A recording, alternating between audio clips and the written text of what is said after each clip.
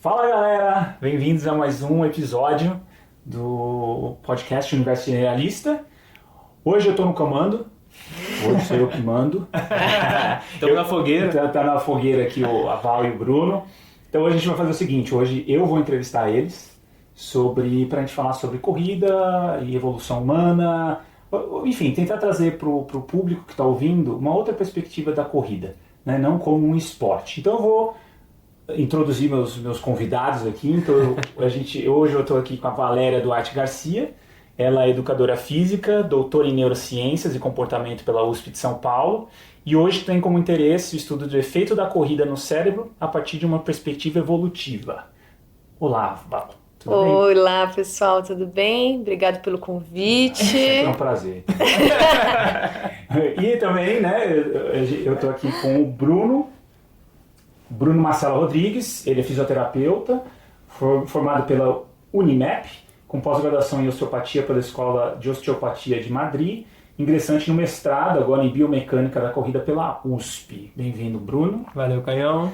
Então, para quem está ouvindo a primeira vez, né, um projeto do podcast Somos Nós Três, mas vocês dois entrevistaram... Essa é a nossa especialidade dentro do generalismo. Isso, exato. E aí vocês me entrevistaram sobre economia, agora é a minha vez de entrevistar vocês sobre corrida. Então, para começar, eu queria ouvir de vocês a história de vocês com a corrida, né? Qual é a conexão de vocês? Então, antes da gente... a gente vai navegar por esse universo da corrida, mas de uma maneira diferente, não como um esporte isolado, como é a parte das pessoas veem a corrida. Né? Como a biomecânica, a revista de corrida, sabe? Todo esse mercado fechado desse esporte. A ideia aqui, eu acho que é a especialidade de vocês, sim, é ter uma percepção diferente da corrida, mais ampla, e que eu acho que seduz muito mais do que esse esporte de performance e tudo mais. E que envolve o mundo da corrida hoje, né? Exato. A gente sabe que tem muita coisa por trás. E que tem muita coisa recente, nova, né? Da nossa história, mesmo enquanto seres humanos, conectando com a corrida. Então, primeiro eu queria saber de vocês, como vocês caíram nisso? Como vocês caíram na corrida? Na corrida? Vou começar aqui então. É muito engraçado, né? Que sempre quando me perguntavam isso, eu começava assim... eu comecei a correr mesmo na faculdade, gostei da corrida e tal... Mas depois, refletindo sobre a minha narrativa com a corrida, aconteceu algo muito incrível. Eu lembrei que quando eu era criança, o meu pai, embora ele não fosse corredor, ele era apaixonado por prova de rua. Então a gente está falando, sei lá, de 30 anos atrás, aí 20 e poucos anos atrás, ele era apaixonado. E ele levava eu e minha irmã para assistir várias provas de rua. E na época não era esse boom que é hoje. Ninguém queria correr. E eu lembro que uma vez ele levou eu e minha irmã para uma prova e o cara tava distribuindo números para correr. E não tinha que pagar nada, você só pegava um número. Daí meu pai virou pra minha irmã e falou assim: você não quer correr? Minha irmã, eu quero. Daí a gente colocou, eu era muito pequena, eu não pude, mas a minha irmã era maior. Ele colocou um número na minha irmã, a minha irmã ganhou a prova, ganhou um troféu. Foi muito legal. Daí a gente chegou em casa e eu lembro até hoje, assim, minha mãe cozinhando, a gente bateu no ombro dela e falou assim: olha, a Denise correu e ainda ganhou um troféu. E a minha irmã virou corredora. A partir daí, minha irmã virou corredora, tipo, ela tinha 12 anos, eu tinha 7 anos, minha irmã virou corredora, a gente acompanhava ela em todas as provas da cidade e da região, e meu tio tinha uma transportadora, virou patrocinador dela. Dava uma camiseta e um tênis, e ela corria com a camiseta da empresa dele. E isso eu lembrei recentemente, falei, olha, a minha história com a corrida é por causa do meu pai, que levava a gente, mesmo ele não sendo corredor, ele levava a gente porque ele gosta muito de esporte. Daí, a partir disso, eu nunca mais parei de ler sobre corrida, assistir corrida. Eu e meu pai, a gente assistia provas na TV. E depois veio com a faculdade, né? Que eu correndo mesmo. Na universidade eu comecei a correr. Depois, um pouquinho depois, eu comecei a participar de provas de triatlo, treinar triatlo. E depois virei corredora de maratona e prova de montanha, né? Então foi uma sucessão, assim, de fatos que me trouxe até a corrida. Ao ponto de hoje a gente viver disso, né? Gostar disso e... Legal, não sabia. Não? Bom, acho que foi um pouco diferente. Eu comecei a correr no meu último ano de faculdade. Eu lembro que era uma rotina meio acelerada, porque eu tinha aula e estágio. E eu não estava conseguindo ir na academia, daí eu falei, não vou ficar parado, né? Sempre tive um fascínio de estar em movimento, fazendo alguma coisa. Daí eu falei, vou começar a correr. saiu do estágio, começava a dar umas corridinhas. Eu vi que eu começava a aumentar as distâncias, eu comecei a gostar disso, né? E eu lembro que, na época, a Unimap era uma universidade paga, né? Meu pai, no começo, quando eu entrei na faculdade, ele falou assim, olha, você não precisa trabalhar, mas seu objetivo é não pegar nenhuma DP. Se você pegar alguma DP, você vai ter que se virar. E a DP era bem cara. E nesse último ano tava muito puxado. Eu falei assim, não vou parar de fazer atividade física e continuar correndo. Eu fiz uma promessa pra mim. Falei assim, ó, que eu morava em Limeira, no interior, e a faculdade era em Piracicaba, uns 30 quilômetros. Eu falei, se eu passar direto, sem nenhuma DP, eu vou vir correndo de Limeira a Piracicaba.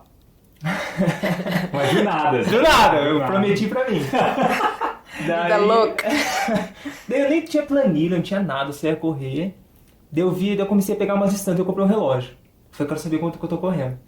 Daí eu comecei a pegar umas distâncias, eu vi que eu tava correndo próximo de 20k já. 21 e tipo, sem nenhuma progressão bem controlada. Daí eu lembro que eu fechei o ano sem DP, daí eu combinei com um amigo meu, Felipe. Eu falei, Felipão, você vai de bike comigo, dando suporte até Piracicaba, você vai levar uma água pra mim, que não tinha mochila, não tinha nada. Eu vou correr de Limeira a Pira. Ele, ô louco, Bruno, você tá maluco? Eu falei, não, eu vou. Não, deu outra. Eu peguei, corria, era bem no final do ano. Cheguei lá meio morrendo, mas deu certo. E eu vi que eu comecei a gostar disso, comecei a pegar esse fascínio pela capacidade humana de deslocamento. De deslocamento, de você chegar numa cidade a outra. Isso é maravilhoso. Isso pra mim foi um despertar, assim. Eu falei assim, como o meu corpo ele tem essa capacidade de conseguir explorar. Então acho que foi isso pra mim é a corrida. Corrida é você conseguir explorar regiões com o seu próprio corpo. E o bom é que você chega mais rápido, né? Sim, sim. E isso pra mim Mas foi tem uma fascinante. sensação de poder, né? De Muito. força, assim, de você. Muito legal. Putz, cara, se eu Muito. consigo ir até aqui, será que eu não consigo ir até lá? Exato. É uma emoção, assim. Eu já fiz isso também de Bauru até Agudos, a cidade próxima. Você tá correndo e vê a placa da outra cidade e fala, caraca, eu vim correndo. Daí eu comecei a explorar, né? Daí eu lembro que em Limeira acho que eu consegui explorar quase todas as regiões ali eu ia pra terra, né? Então eu pegava as trilhas que tinha, canaviais, me perdia várias vezes. Tipo, eu tinha que fazer um treino de 2 horas, 3 horas, fazia de 5, porque eu me perdia e eu falei, não vou levar meu pai, eu vou me virar. Daí eu dava uma volta, andava, eu lembro que acabava a água, daí eu tinha trocado, eu parava na vendinha, me dava essa água aqui, essa suco de laranja, bebia na gargalo. Uma vez acabou minha água, eu tomei dos caras do cana-de-açúcar, meu. Ai, coitados! Cana-de-açúcar não, os caras são cortadores. cortadores de cana, né? Daí eles estavam com uma puta água lá e tinha acabado minha água. Daí eu trombei eles e falei assim, cara, acabou minha água, vocês não podem dar um gole das suas aí? Eles, não, meu, fica à vontade aí, toma aí, tava geladinha. E foi isso, daí eu comecei a correr, daí eu comecei a participar de prova. E é legal porque a gente vai explorar isso, mas como esse vínculo, nesses grupos de corrida, eu era fisioterapeuta. Daí eu comecei a ter contato com os corredores e falei assim, tô com uma dor, Bruno, o que eu posso fazer? Passa no consultório lá. Você foi se especializando. Daí eu vi que tinha uma demanda grande e eu gostava muito de entender a corrida, né? E foi isso que comecei a me aprofundar na parte de biomecânica, entender o que é a corrida. Daí eu caí no curso do Pablo, eu lembro nos vídeos dele, ele falou alguma coisa de corrida, deslocamento humano, evolução. Eu falei, caraca, o que esse cara tá falando? Colei lá no curso, fiz o curso. Quem não sabe, o Pablo, né, um dos episódios, a gente tem um episódio com ele, que é sobre a parte de evolução humana, né, e do corpo humano.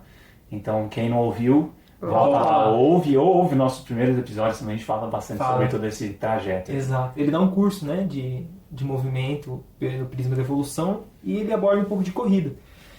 E eu fiz o curso, despertou várias coisas, consegui ter vários insights.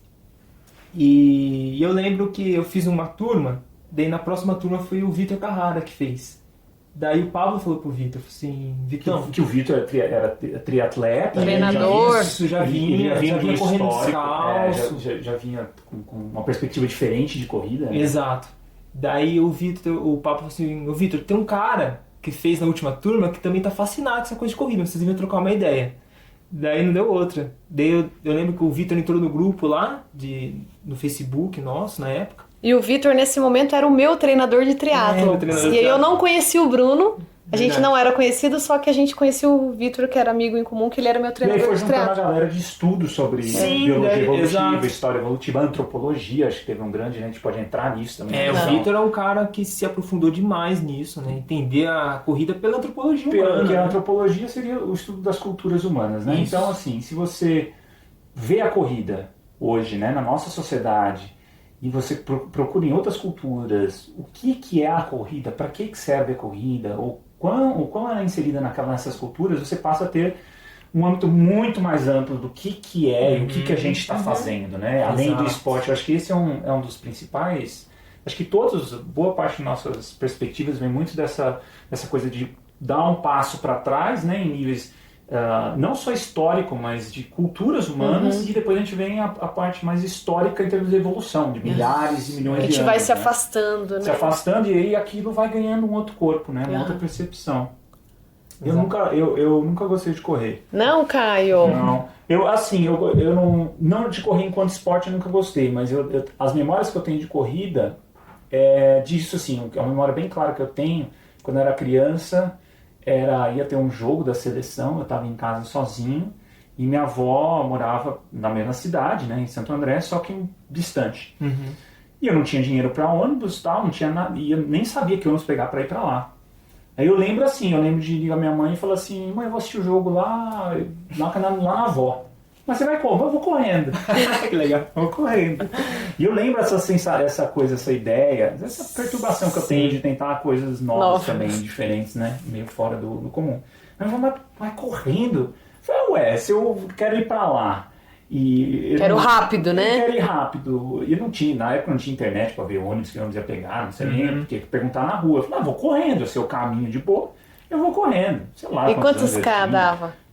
Devia dar uns 3, 4. Ai, que gostoso. Aí eu fui. Correndo, cara. Mas assim, essa sensação de quando eu chegar lá na minha avó, eu falo assim, como é que você veio? Eu vim correndo. Poxa, correndo? Ninguém faz isso, né? E é legal porque muda a percepção também.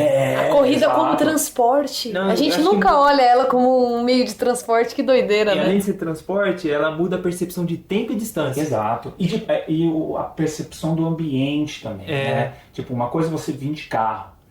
Quanto mais você vai diminuindo a velocidade e a distância entre você e o meio ambiente, vamos dizer assim, um carro você tá, né, encapotado dentro de uma cápsula, que se chover você tá lá, tal, é uma percepção. Sim. Você vai de bike é outra, você vai de patins é outra, né, coisa que eu fazia muito era de patins também, eu gostava sempre de fazer muito trajetos de patins. E corrida é outra, então você vê de outra forma, você... Né, tem muito a ver com território, com essa diferença entre morar e habitar, né? Assim, morar, você vai lá e dorme e acabou. O habitar é como você conhecer o território. Nossa. Tem uma subida, tem uma descida, tem um buraco ali, tem uma planta lá, tem uma... Então ele amplia essa sua percepção, né? Quando você faz fisicamente. É como se você forrageasse mesmo, né? O instinto humano nosso de entender o caminho. Exato. Então, quem corre percebe isso, já sabe todas as vielas, todas as curvas os buracos que tem ao redor de sua casa, por exemplo, se você vai correr de casa. E você explora muito melhor mesmo. Então, e aí já pula bastante da percepção que a gente tem da corrida enquanto deslocamento e enquanto bater tempo. Sim, né? Enquanto performance, né? Sim. Então acho que na cidade talvez seja mais comum essa percepção de tempo, né? De tempo e distância, quanto eu corri. Que daí já acaba criando regras, daí acaba se aproximando muito mais do esporte do que de uma corrida mais natural, né? Porque daí começa a colocar regras, né? Sim. Então assim, o que a gente pode, eu acho que uma coisa que a gente pode explorar é por que se a gente for levar em consideração os esportes que existem no mundo, porque a corrida é o maior deles. Né? Acho que a corrida é a maior dos esportes. Sim, é a maior tribo urbana. Maior tribo urbana, em termos ou seja, as pessoas se agregam para correr, né? Se juntam para correr. E ela é mais conhecida do que o futebol, por exemplo. Né? Ele é um esporte mais... E qual que seria a razão para isso, na opinião de vocês? Vixe, tem várias, né? Eu acho que a corrida, ela é um movimento natural, então todo mundo teoricamente já sabe correr, né? Porque é um movimento natural. Tem um programa inato no cérebro, né? Inclusive a gente tem áreas no cérebro relacionado com a corrida, então a gente tem programas inatos para correr, então o nosso sistema está preparado para correr. Tem o lance também da fácil acessibilidade, né? Você não precisa de grandes coisas para você começar a correr. Você não precisa nem de um tênis, né? Se você não quiser e estiver preparado para isso, você pode sair para correr.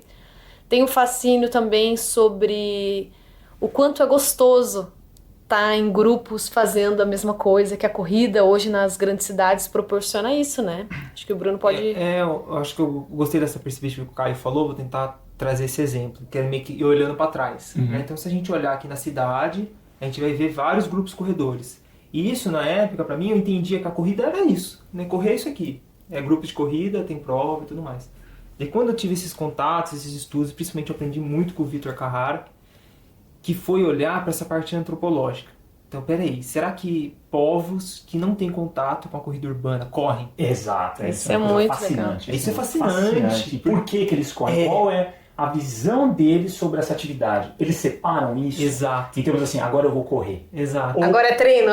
Ou correr simplesmente é muito doido. É a sobrevivência. Porque tem Sim. isso, as pessoas têm dificuldade às vezes de entender É. que às vezes algo é tão integrado na vida das pessoas que elas não transformam num objeto separado da realidade. Uhum. Né? Então não tem essa de tipo, em muitas culturas, correr não é correr. É ir para algum lugar. Isso. Não existe essa separação. Exato. De tipo, não, isso é corrida. Sim. Nem existe. Eu brinco, Mas eu acho que... brinco no curso nosso, que tem uma parte que a gente chega, que eu falo que não é... Você não fala que você é...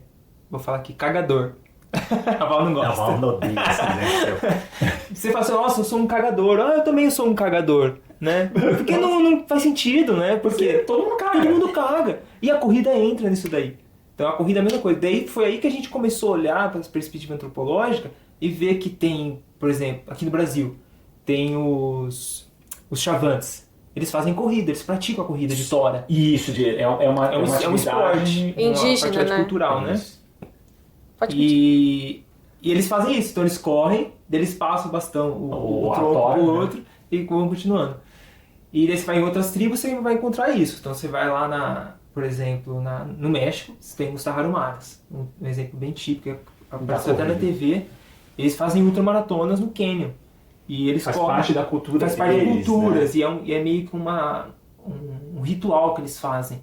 Então eles pegam uma bola e vão chutando a bola. Tem 2 grupos, né? Cada grupo recebe uma bola. Daí eles vão chutando e o grupo que correr mais ganha. Eles ficam dias, tipo, correndo 400 km, é absurdo. E a gente vai também observar que a corrida ela é uma capacidade humana de caça. Só que não é uma caça por velocidade, é uma caça de persistência. Então nós não somos animais rápidos, nós somos animais de endurance, que conseguem correr longas distâncias sem cansar comparado aos outros animais. Então você vai lá nos bosquínios na África e eles fazem isso. Eles correm atrás do animal até ele entrar em fadiga e você abate o animal. Então, ou seja, a antropologia da corrida ela está muito grande fora o aspecto cultural que a gente vê hoje. Foi aí que a gente entrou. E aí ele vai para evolução, né? Sim, e a corrida, quem corre nas grandes cidades não faz nem ideia, né, que hoje essa pessoa tem a opção de correr. Ela escolhe se ela quer correr ou não. Isso tudo que o Bruno falou, esses povos não têm escolha. Não né? tem escolha, né? E também eles nem pensam nisso, né? A corrida já faz parte do dia a dia. Eu vou ali buscar alguma coisa, eu vou correr atrás de um animal. Exato. Então não tem isso. Vou sair pra treinar, né? Não precisa treinar, né? Exato. É um negócio que sempre... Eu não lembro quem me falou, se foi o Pablo, se foi mais alguém, mas falou assim, como uma criança vai do ponto A ao ponto B. Uhum. Né? E assim, vai correndo. Correndo. Criança, então assim... Se vê ela andando, tem alguma coisa errada, né? E até na questão do desenvolvimento corporal e até cognitivo, né? A gente pode entrar nisso depois. Sim. A corrida ela é os últimos dos domínios de movimento do desenvolvimento infantil. Né? Então, isso eu achei muito doido. O quanto faz parte, quando eu comecei a entender essas coisas da biologia evolutiva, essa lente antropológica e do desenvolvimento infantil, é que, cara, a corrida ela é natural, faz tanto parte da gente. Sequência. A gente pode, inclusive, explorar isso, né? Mais na história evolutiva. Mas é isso, né? A criança, ela tem todo o desenvolvimento motor e ela chega na corrida. Então, ela naturalmente corre. Né? Então, quer dizer, é algo pré-programado dentro da gente, a corrida. E hoje a gente tem um ambiente extremamente urbano também, né? Principalmente em grandes cidades, grandes centros urbanos, talvez em regiões periféricas, você tem ainda um pouco mais da corrida viva enquanto movimentação, enquanto deslocamento, porém isso tende a diminuir, está diminuindo, a tendência é isso ir acabando. Mas essa conexão que todos nós corremos uma vez na vida naturalmente. A gente parou de correr porque a gente chega na fase adulta, claro, ou simplesmente porque os ambientes não propiciam a gente fazer isso mais drasticamente, ou de uma forma mais contínua. Mas o que eu vejo é, se deixar a molecada, quem é pai, mãe, sabe, a molecada corre o dia inteiro, e é isso aí. Sem regras, sem correções. E aí tem essa necessidade, e aí essa coisa do raciocínio evolutivo também é, por que a criança ela é tão ávida por movimentação e exploração? Porque a gente dependeu disso para sobreviver. Exato. E as pessoas têm dificuldade, acho que elas nem pensam nisso, elas nem têm essa percepção, mas que se não fosse isso pré-programado na gente, a gente não estaria aqui hoje. A gente não ia sobreviver. Não ia sobreviver, né?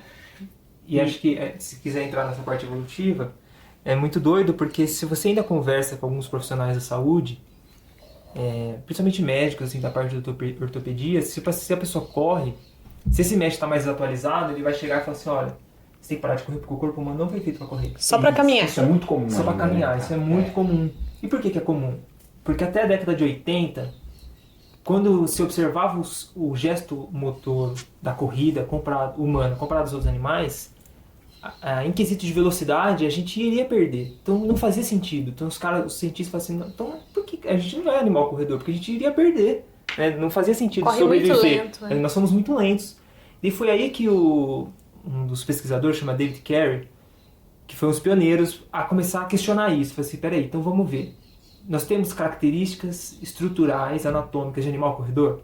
Ele comparou a gente, colocou a gente num grupo de animais corredores comparado a outro grupo de animais não corredores. E nós temos todas as estruturas de animais corredores, que são tendão longos, né? Então, do joelho para baixo, a nossa musculatura ela é muito mais tendinosa, você tem muito mais tendão do que fibra muscular, do que músculo. Mas por quê? Por que a gente tem mais tendão na perna? O que é tendão? Tendão é um mecanismo elástico, energia. Então, faz sentido. Peraí, isso aqui tá aqui por algum motivo. Então, começou a observar. Nós temos glândulas sudoríparas no corpo inteiro. Nós temos característica, por exemplo, que é o ligamento nucal, que fica aqui atrás da cabeça, que é responsável por controlar a cabeça durante a corrida. Animais que correm têm isso, e nós temos. Daí chegou nesse questionamento. Não, peraí, a gente é corredor, mas a gente não sabe o porquê. Mas a gente é animal corredor. Daí começou a entrar esses estudos sobre a corrida de longa distância. Daí começou a observar tribos, povos que fazem esse tipo de corrida. E chegou nos bosquímios na África que fazem a corrida de persistência. Então, o grande boom foi ver que nós somos animais corredores de longa distância. Daí a gente pega e vai pela evolução e vê que nós temos a característica por volta de 2 milhões de anos. Que é o Homo erectus, da corrida. Então, provavelmente, isso é até uma discussão que tem se levantado, é que o sucesso evolutivo da nossa espécie é o deslocamento de longa distância, que se destaca, por exemplo, dos neandertais. Então, o que os caras fizeram? Pegaram o tendão nosso, tendão calcâneo, né, daqui da perna, e comparou com uma possível estrutura que o neandertal tinha, através de uns cálculos de um osso aqui do pé do neandertal. E eles observaram que o neandertal tinha um tendão menor, né? E sabe-se que o tendão maior é mecanismo de energia de graça, energia elástica. Tanto que os corredores africanos hoje, a grande diferença deles comparada a um corredor branco é o tendão longo do calcâneo. Ou seja, olha o destaque que esses povos têm em relação à capacidade de corrida. Então, comparado ao Neandertal, nós temos mecanismos de corrida melhor. Ou seja, a corrida ela foi um grande boom no quesito de especialização nosso. Nós somos generalistas, tanto que a gente falou muito disso, mas a gente se destaca pela corrida de longa distância. Exato. E isso pode ter mudado a nossa história como espécie de uma forma muito, muito peculiar. Porque tem, inclusive, hipóteses correlacionando a corrida com o aumento do cérebro. Porque o nosso cérebro começou a aumentar aproximadamente ali, um pouquinho depois do Homo erectus, que coincide com o aumento da capacidade aeróbica. Então, tem um grupo muito grande na Universidade do Arizona, conduzido por um pesquisador o sobrenome dele é Reichling, e ele estuda muito isso. O que ele está tentando provar? Que o aumento da nossa capacidade aeróbica pode ter trazido modificações metabólicas e estruturais para que o nosso cérebro aumentasse. Então, a corrida, ela tem outro papel, né? Além só disso tudo que o Bruno falou, de fazer com que a gente pudesse pensar ou estar aqui reunido hoje, né? Ela pode ter sido a grande causadora, né, desse... Fundamental. E aí, assim, eu acho que é legal, para quem não manja da parte de história evolutiva, a gente fazer um resuminho. Você falou Neandertal, falou Homo erectus, né? Então, assim, qual que é... Porque as pessoas... É difícil essa linha, né? Essa linha de raciocínio, porque ela é bem complexa. Mas a gente pode resumir assim, né? Que a gente tem um ancestral... A gente tem um ancestral em comum com os Neandertais e Denisovans, que seria o Homo erectus. Né? Isso. Antes do Homo erectus, a gente veio, né? A gente tem uma linhagem do Homo habilis. O Homo habilis, ele ocupava, ele ocupou, ele foi uma primeira migração, né? De Homo. Possivelmente a primeira a sair da grande África. migração fora da África. E ele não tinha, né? Em termos da análise de ossadas e da estrutura, né, do corpo deles, eles não eram adaptados para a corrida. Eles tinham um corpo ainda muito próximo do que era o Australopithecus, que é um antecessor dele. O antecessor dele que tem características mais próximas dos chimpanzés, bonobos. Sim, eram bípedes, conseguia caminhar, mas não tinha essas estruturas que vai ter só lá no Homo erectus. E a caminhada também não era tão eficiente, o cérebro também era o tamanho de uma mexerica, como diz o nosso professor. E depois dele veio o Homo erectus, que aí sim, ele tem um desenvolvimento, né? Ele tem uma estrutura corporal já adaptada para a corrida. Exato. Então a gente corre desde lá. Desde lá. E aí, o que acontece com a questão da África, né? Para as pessoas entenderem a questão da origem Homo sapiens, da nossa espécie na África, que do Homo erectus a gente tem mais um ancestral comum, né? Que é o Heidelbergensis, que dali, do Heidelbergensis a gente vai ter os Neandertais, que é aí uma linhagem que foi para a Europa. Se estabeleceu lá e foram os Neandertais, continuaram a se adaptar lá, se transformaram em Neandertais e Denisovans. E esse sujeito que ficou na África foi o Homo sapiens. Deu origem aos Homo sapiens. E esse que ficou na África, no ambiente de savana, precisou se adaptar ao ambiente de território mais plano, aberto, longo, né?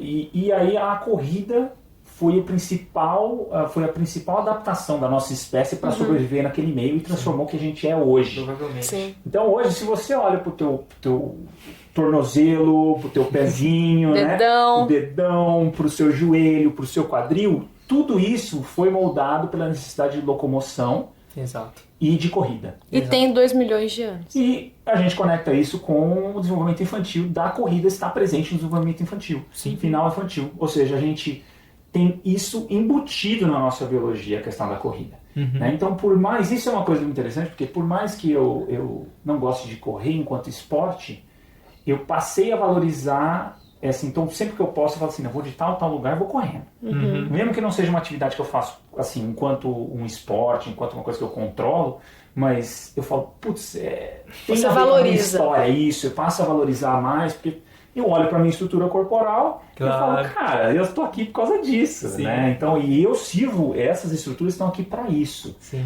Né? Então, e aí os Neandertais, como o processo evolutivo deles se deu em outro lugar, acabou não desenvolvendo essas características. E, enfim, aí tem mil coisas em torno disso. Né? Mas quer dizer que esses seres humanos adaptados à corrida que proliferaram pelo mundo todo. Exato. E nós somos descendentes deles e nós somos animais corredores. Sempre que eu vou dar aula, palestra para leigos, eu sempre gosto de terminar a aula assim. Olha, vocês querendo ou não, vocês são animais corredores. O que vocês vão fazer com essa informação é problema de vocês, mas que vocês são corredores, vocês são. Então, usufruam disso, né? Já que vocês têm toda a estrutura preparada para isso. Né? E isso vai de encontro, bate de frente com essa ideia de que a gente não tem um corpo adaptado para correr. Né? Então, totalmente é uma errado. ignorância imensa quanto ao entendimento do que a gente é enquanto espécie. Exato. Né? E eu penso que a corrida ela tem um plus a mais do que só correr. Sim. Porque eu lembro que o Paulinho, amigo nosso, ele disse, e faz muito sentido, ele falou assim, o Paulo Bastos, se vocês observarem, ele foi entrevistado tem um episódio sobre obesidade, né? Uma vez ele disse, num curso que a gente estava dando, que para ele alta Ele dá alta pro paciente quando o paciente está correndo.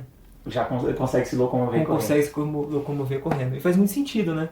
Porque se a gente pensar em saúde mesmo, assim, saúde motora, então esse cara tá bom quando ele tá conseguindo correr. Mesmo que ele chegue pra mim e não consiga nem andar direito. Imagina, se fizer um processo de reabilitação e levar ele pro movimento da corrida. É um movimento como se fosse o movimento final da criança, né? Então ele tá apto pra ir pro mundo. Tá desenvolvido. Tá desenvolvido. Voltando um pouquinho no que o Caio disse, né, que faz a gente pensar nessas pessoas que dizem que a gente não tá preparado pra corrida, eu acho assim, qualquer profissional, até médico, né, o Bruno deu esse exemplo, tem total direito de dizer que não gosta de correr.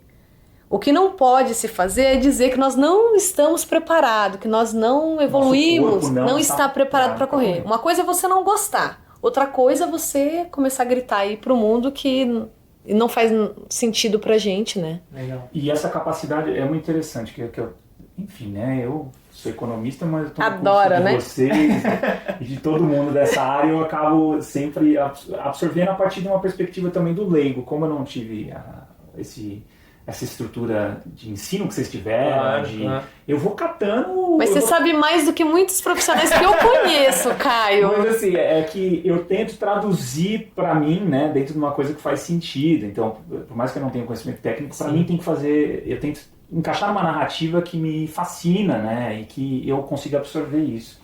E uma das coisas interessantes também, que eu acho que as pessoas... É a estrutura corporal em termos de...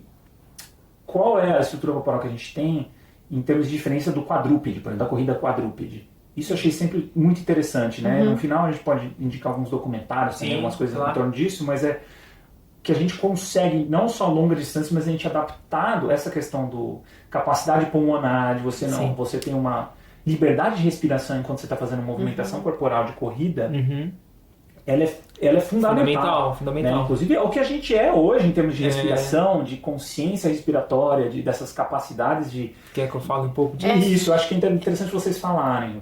Eu acho que... Primeiro, a gente começou a falar dessa linha de sucessão aí de uma forma muito rápida. Eu acho que o que tem que deixar claro é o quê? Tudo isso aconteceu muito lentamente. Né? As variações, né, que é o que comanda a seleção natural, elas aconteceram de forma muito sutis, que foram passando de milhões e milhões de anos ao ponto da gente conseguir ficar parado numa perna só. Então isso foi um luxo para nossa espécie. Exato. E acho que essa questão que o Caio comentou dessa respiração, isso foi muito fascinante também entender. Porque, capacidade de longa distância. Por que o quadrúpede, então, se ele tem a mesma capacidade para correr e ele cansa mais rápido que você, né? Então o que acontece? O corpo do ser humano, ele tem algumas características bem específicas que favorecem isso. Primeira, redução dos pelos, né? Então o fato de a gente não ter pelo no corpo inteiro e principalmente ter glândulas sudoríparas, que são as glândulas responsáveis por transpirar no corpo inteiro, faz com que a gente tenha um mecanismo de resfriamento melhor, né? Então se você observar a maioria dos quadrúpedes, seu cachorro, ele sai correr com ele não soa, mas ele transpira o quê? Pela boca. Então ele fica ofegante, né, e saliva bastante. Ele troca o calor do ambiente através da boca. E nós trocamos com a boca também, mas só que nós trocamos com a pele. E isso foi um mecanismo fundamental. E como a gente tirou as patas dianteiras, né, que são nossas mãos do chão, a gente não precisou coordenar a respiração com uma velocidade mais alta. Então a gente pode... Isso é um mecanismo muito interessante da nossa espécie, que é controlar a nossa respiração. Então a gente pode fazer ofegante ou pode controlar, né? Só para começar, não tem jeito só de respirar, tá, galera? Não cai nessa paranoia. Mas a gente tem esse mecanismo de trocar a respiração conforme a velocidade aumenta. Ela é automática, mas ao mesmo tempo ela pode ter um controle central. Pode ser regulada, exato. O quadrúpede, se ele entra num mecanismo de galope, então ele está trotando. Você viu o cachorrinho trotando? Ele troca passo rapidinho. Se você encaixa uma velocidade que ele tem que galopar, ou seja, meio que saltar para frente e cruzar as duas patas da frente com a de trás, ele muda, ele não consegue controlar essa respiração. Por quê? Na hora que ele está estendendo a pata da frente, ele está abrindo o pulmão. Então ele puxa o ar. Daí na hora que ele está empurrando o chão, ele solta o ar. É mecânico. A entrada e a saída. Então ele não consegue trocar isso, né? O fato dele não conseguir... Tipo uma sanfona, né? Tipo uma sanfona, exato. Então ele esquenta mais rápido. Então se você conseguir manter esse quadrúpede nessa velocidade de galope e não fazer ele trotar, ele vai esquentar. Vai esquentar e vai colapsar. Vai colapsar, ele tem que parar. Se ele não parar, ele morre. E os nossos ancestrais estavam ligados nessa parada e começavam a correr atrás E o mais doido deles. que a velocidade humana de um quadrúpede de grande porte, vamos pensar num antílope assim, é a velocidade média de maratona de um humano normal. Então, se o humano normal hoje conseguir correr atrás de um antílope e deixar ele em galope, provavelmente ele vai estar em colapso. Então, já é uma velocidade próxima à natural humana mesmo. Uhum. Então, aí, inclusive, é uma das hipóteses mais fortes, né? De que a gente evoluiu a questão, a gente adaptou essa parte da corrida para a caça de persistência. Sim. Né? Para a gente conseguir, em bandos, né? Então, a gente trabalharia em bandos, cercaria, né, um animal, faria ele galopar por um período longo, ele colapsa e você tem a carne com acesso à carne, acesso à caça de uma maneira mais simples. E aí todo mundo, né, se a gente tem essa estrutura corporal lá da África, é de lá que partiu para o globo todo. Foi essa estrutura que passou para o globo todo. Então, o que acontece? Estudando também essas culturas caçadoras e coletoras de algumas regiões da África, você consegue ter uma noção do ambiente em que a gente evoluiu no último processo e por que a gente tem essas estruturas. E o mais doido, né, Caio? Porque o cara não sabia quanto que ele ia correr. Então, tipo, hoje vamos fazer caça de persistência, né? Então vamos sair pra ver que ele vai ter que caçar. Sei lá, o cara corria, 6 horas, 7 horas, né? Corria mais que uma maratona. Só que ele corria e eles são nômades. Então, a tribo inteira tinha que ir lá aonde todo mundo tinha. Claro que o grupo, né? Principalmente no caso que a gente tem documentado são os homens, mas as mulheres tinham que correr até lá também. Então essa capacidade de corrida é geral do grupo, né? E além da corrida de caça de persistência, a gente tem a caça especulativa também, que é muito interessante. Caça especulativa é como se a gente ficasse correndo atrás dos grandes felinos, meio que perseguindo eles, e roubar o que eles caçavam.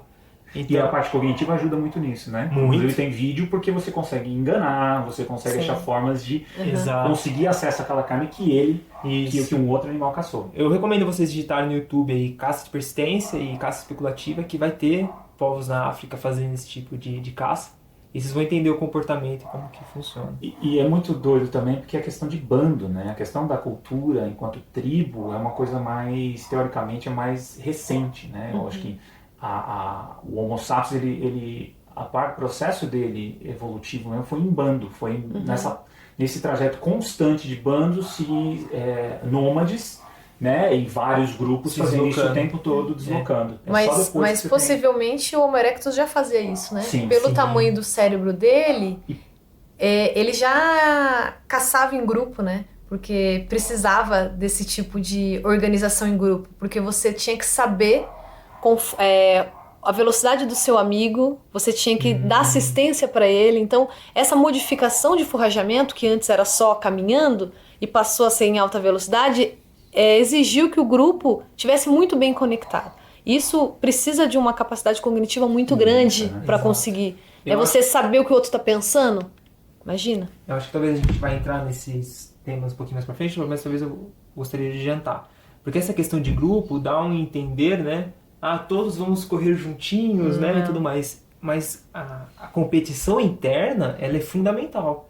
Então, tanto até no documentário, se vocês assistirem no YouTube, tem o cara que é o corredor, porque ele se destaca nisso. Ele teve uma competição interna para ele se tornar o corredor. O líder. Né? O líder corredor. Então essa competição interna engrandece o grupo, deixa ele forte comparado a um outro grupo.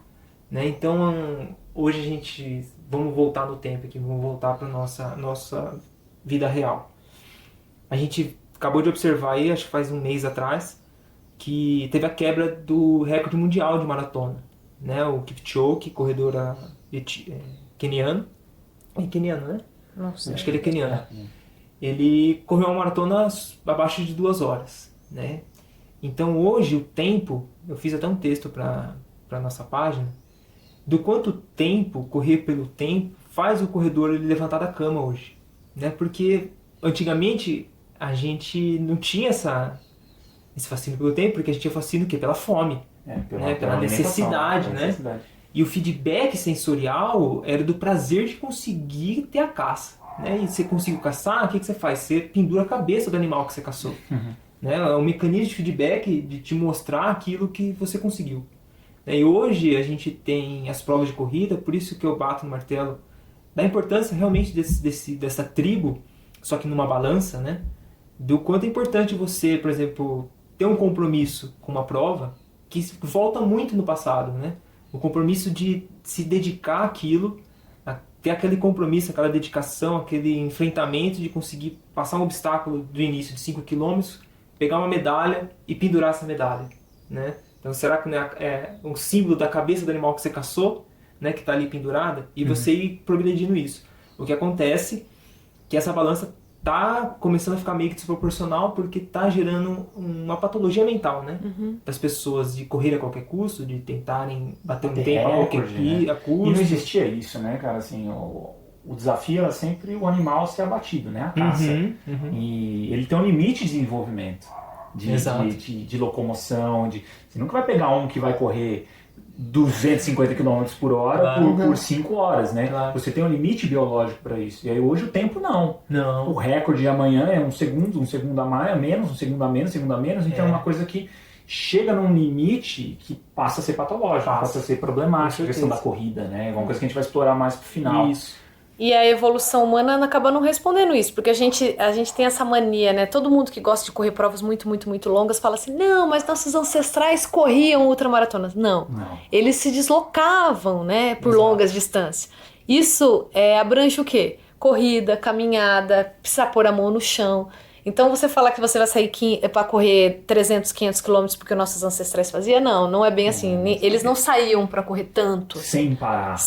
Não fazia o menor sentido. Não tem o menor sentido fazer isso. Então, né, acho o que tem são povos culturais que fazem isso, bem específicos. Mas em festivais, ritual, né? Exato. Claro que esse ritual vai levar ele a uma boa capacidade física, com uma corrida de necessidade. Mas não é todo dia. Não é todo dia. Porém, ainda pode chegar num nível patológico também. Com certeza. Artrose, acho que saiu algum estudo, né?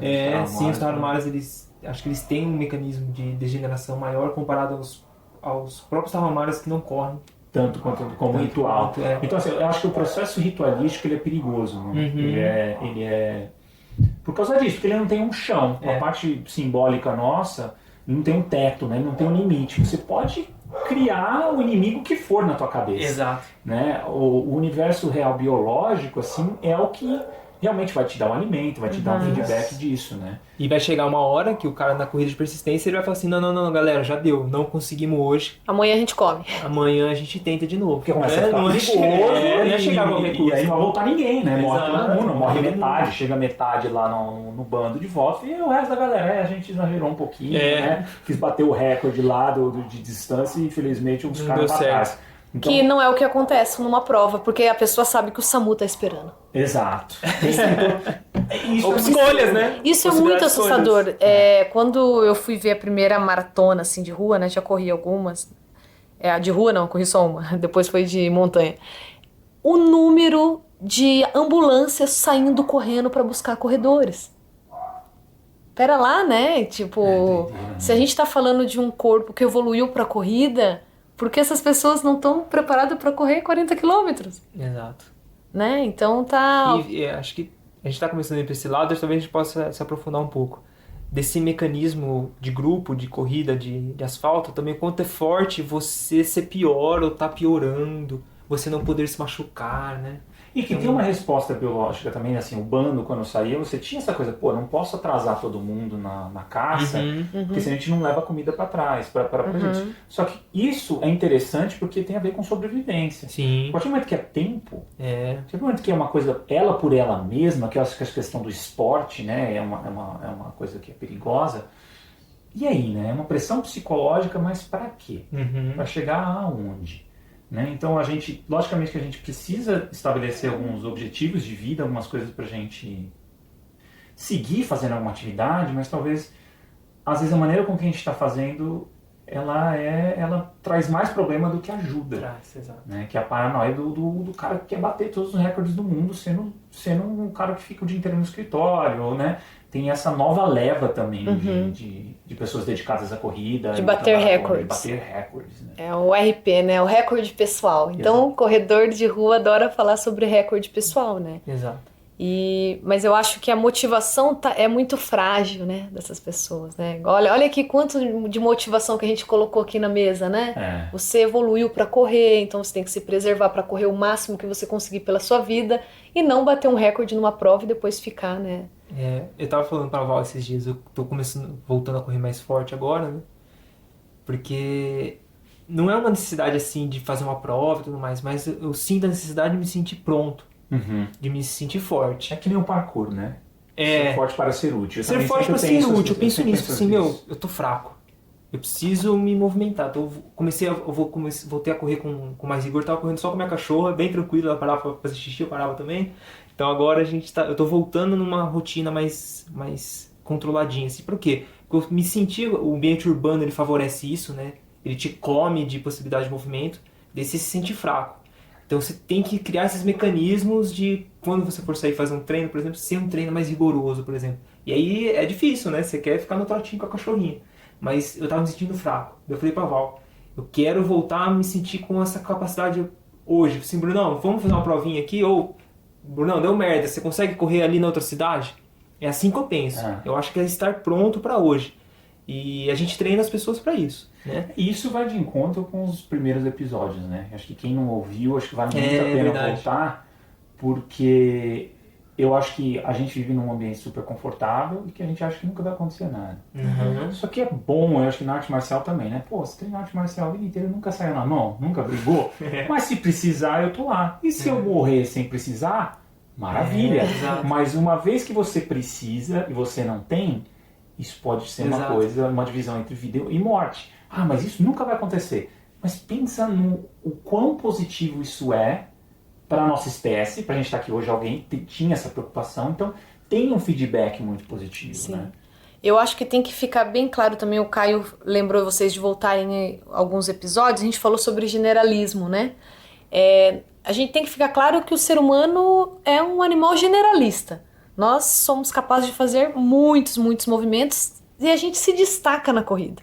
Né? Então, eu e o Bruno, a gente brinca muito isso aqui em casa, né? A pessoa fica muito tempo sentada, tipo 16 horas, e quer virar um ultramaratonista, sem levar em consideração essa capacidade, né, de generalismo humano. Então, a gente sempre indica, a gente tem uma assessoria de corrida, né, aqui em São Paulo, que atende o Brasil e outros países. A gente fala para os nossos alunos, faça o máximo de movimento que você puder além da corrida. Não fique só correndo, né? Porque isso aproxima o quê? Esse corredor da história evolutiva dele. Porque ele não é um animal só corredor, ele é um animal generalista. E quanto mais ele se movimentar, melhor para a corrida dele. Mas isso é muito, como treinador, isso é muito difícil colocar na cabeça de corredores. A gente, quando o cara fala, quero correr uma maratona, daí a Val fala, então você vai ter que fazer outro esporte. Não vai ter que correr mais. Não vai passar de 3 vezes na semana. Na verdade, você vai ter que aumentar o seu volume de movimento. Né? E só para fechar a questão, Caio, essa questão de força, escutando um podcast que você passou pra mim, que o cara fala assim, imagine você num grupo, o cara era lutador, você imagine você numa situação de um monte de gente e você tira toda a sua capacidade de luta, seu conhecimento de luta naquele local, como que você se sente, né? E ele fala, acho que eu me sentiria tipo a pessoa mais fraca do mundo, né? E é muito doido, eu pensei nisso, assim, imagina eu tô num lugar e eu preciso correr, eu não tenho essa capacidade. Né? E caiu certinho no que ele falou da luta, né? Ou seja, a capacidade humana, né? O que você tem de melhor. E pra mim, pra gente, a corrida dá essa capacidade. E como a gente teve a oportunidade de viver ano passado em Passa Quatro, região montanhosa de Minas, a gente fazia muita trilha de fim de semana. E isso é muito bacana porque a gente não tinha que se preparar para as trilhas e tudo mais. Então os amigos chegavam, né, amor? Daí a gente, vamos subir? Vamos. Tipo, ontem eu tinha corrida, mas não, vamos, eu tô pronto, né? Então, e daí a gente usou nossos amigos de laboratório, assim, porque a gente começou a ficar meio sem noção. Então a gente achava que ficar 8, 9 horas na montanha subindo era tranquilão. Eu lembro. Você sofreu, né? Então a gente começou a ficar sem noção, assim... a gente tá muito bem preparado sem fazer nada. Porque eu e o Bruno, a gente não treinava. Vamos ali na academia treinar. A gente não treinava. Mas a gente viu quanto pessoas que viviam em cidade estavam fracas diante de uma coisa que pra gente era muito simples, que é ficar caminhando por 10, 9 horas. E essa questão de se sentir forte, eu acho que teve um momento ali nesse ano, foi uma experiência maravilhosa a gente ter tido a oportunidade de morar em Passa Quatro, né? Porque a gente estava com um contato muito forte com a natureza, com trilhas, montanhas. E eu lembro que a gente fazia alguns treinos às vezes de sexta-feira, eu e a Val. Daí a gente parava o carro próximo da base da montanha e saía correr. E eu lembro um treino que eu fui, a Val ficou para trás, cada um foi fazer seu treino, um ritmo e tal, que a gente ia fazer uma prova de montanha. E eu cheguei lá no topo, sozinho, e não tinha ninguém. Eu lembro que tava um dia amanhecendo, assim, então tava aquele sol nascendo, as nuvens estavam abaixo de mim, cara.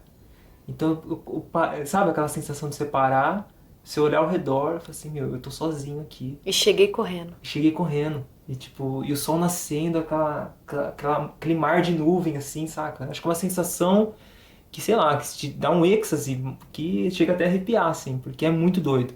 E é só você tendo essa noção do que o seu corpo é capaz de te levar até lá. E é um feedback positivo, né? Acho que a gente pode entrar nisso, né, Val? Que é a sua área, né? De pesquisa e de interesse. Porque se teve uma vantagem evolutiva, o cérebro responde de uma forma positiva também, né? Até hoje. Tem que ter, porque assim, as pessoas acham que a biologia também muda rápido, né? E não, é um processo demoradíssimo. Você está respondendo hoje é porque passou por um crime. Muitos milhões de anos. E eu acho engraçado, assim, porque eu sempre penso assim, a galera fala hoje de sexualidade e tudo mais, como se fosse uma coisa, né? Surgiu agora, né? É uma coisa incrível. Assim, cara, é só para reprodução, né? Se existe, é para reproduzir, né? Todo mecanismo que existe é para convencer você a se reproduzir, passar seus genes adiante e perpetuar a espécie. Então, e aí o feedback positivo que tem é porque tem uma vantagem evolutiva. E da corrida, e da neurociência, quais são as conexões de feedback positivo que a corrida dá? Qual é a conexão entre o cérebro e a corrida? Quais são os mecanismos que hoje a gente sabe e que inevitavelmente leva a essa vantagem evolutiva que a corrida tem pra gente? Nossa, são ao cérebro com a corrida. Isso ela é pautada por quê? Hoje sabe-se que exercício aeróbico, quando você é praticado, você aumenta fatores de crescimento no cérebro. O que são fatores de crescimento? Aquilo que faz com que o seu cérebro se conecte de forma melhor ou faça surgir novos neurônios no seu cérebro. Então, o feedback positivo quando você sai para correr, você cria, isso até 1994, 97, que eu nunca lembro essa data, achava-se que cérebro adulto não era capaz de formar novos neurônios. Hoje, cientificamente, a gente sabe que se você sair para correr agora, vai nascer novos neurônios numa área do seu cérebro chamada hipocampo. E olha que interessante, é uma área relacionada à memória espacial, que possivelmente nossos ancestrais usavam para saber a volta para casa. Então, áreas exploratória. Então, a gente sabe que não dá para se formar novos neurônios no cérebro inteiro com a corrida, mas você faz com que os neurônios que já existem se conectem melhor e que nasça novos neurônios no hipocampo, por exemplo. Isso do ponto de vista estrutural, um feedback positivo. Em relação à parte emotiva, emocional, a gente tem o quê? Uma melhora na sensação de prazer. O nosso sistema límbico, que é essa nossa área relacionada à motivação, faz com que você chegue em casa depois de uma corrida e fale, amanhã eu quero ir de novo. E esse circuito, o grande perigo é que esses circuitos são os mesmos circuitos relacionados a vício. Então, se a pessoa já tem a tendência a vício, possivelmente ela pode se tornar viciada em corrida também.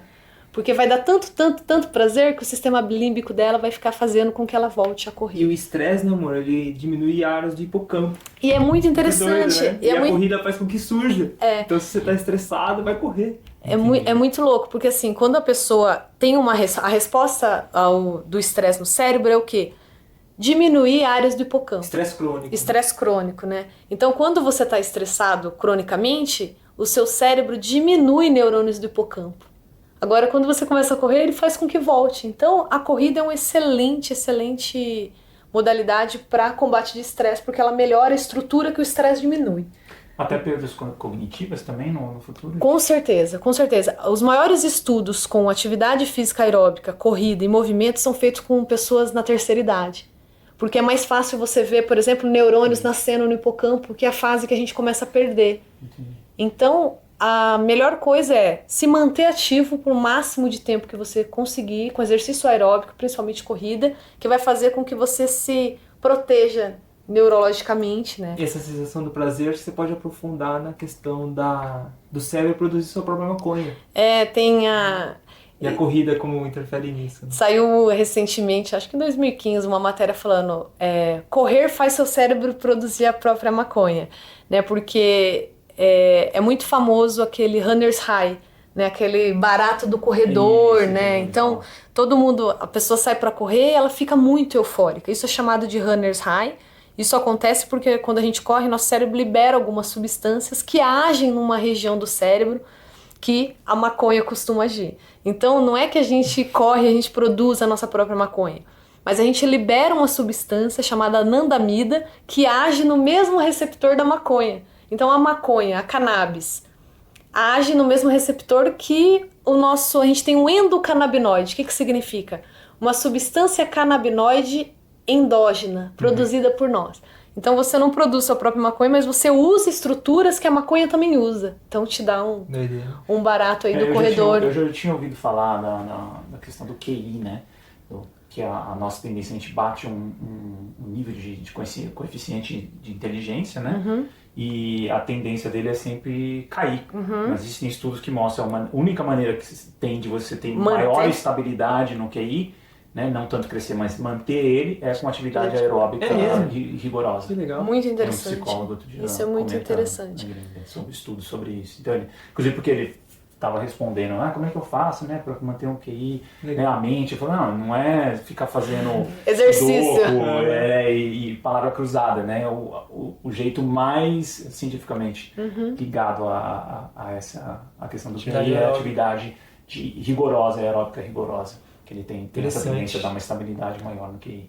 Acho que assim, de tudo que a gente disse assim em relação ao cérebro, a corrida, acho que pra mim a coisa mais interessante é como o nosso cérebro hoje ainda responde a isso. Se responde a isso é porque certamente a corrida, né, fez parte da nossa história evolutiva. Sim. E ele acaba sendo um regulador positivo das funções cerebrais. Então, a corrida ela é indicada como tratamento secundário para depressão, porque ela age exatamente, né, na produção, né, de serotonina, que faz com que você acaba melhorando essa capacidade, né. E aí eu acho que, aproveitando o gancho, né, acho que a gente pode adentrar mais na corrida em si, enquanto atividade industrializada hoje, contemporânea e tudo mais. Uma das coisas que eu sempre, por gostar dessa onda mais roots, né, eu nunca comprei nada assim, tipo bike, eu vou andar de bike, minha bike é simplesmente uma bike. Ninguém quer roubar. Exatamente, a preocupação maior é essa. Então, a questão também do tênis, né, eu acho que até a perspectiva evolutiva dentro da ideia de precisar de um tênis para correr. Isso é uma das coisas que quando eu entendi isso, foi tipo, óbvio. Já sabia que não então eu queria que vocês falassem dessa perspectiva evolutiva quanto ao tênis. Falando assim, como essa perspectiva evolutiva da corrida ser uma coisa muito antiga, Sim. ela não cabe dentro de um tênis. Sim. Como é que é essa... Tipo, a corrida nasceu antes do tênis. Ponto. A partir daí a gente já começa a descrever, né, esse problema. Exato. É muito doido isso, Caio, porque quando a gente pega alguns artigos científicos, né, e tentando entender esse conceito, estudos, por exemplo, estudos que observam corrida descalça. Então, a hipótese que eles partem humanos praticam corrida e tudo mais, começou a surgir o movimento da corrida descalça, então a gente vai ver o efeito da corrida descalça no movimento. Então, o que é essa ideia à parte? Essa ideia à parte é que o nosso corpo é feito para correr de tênis e que agora a gente está começando a correr descalço. Como que é o corpo correndo descalço? Né? Então, se a gente pegar de 2000 para cá, existe um arcabouço de estudos querendo entender a corrida descalça. Né? Então, daí eu falei, peraí, é uma coisa errada. Né?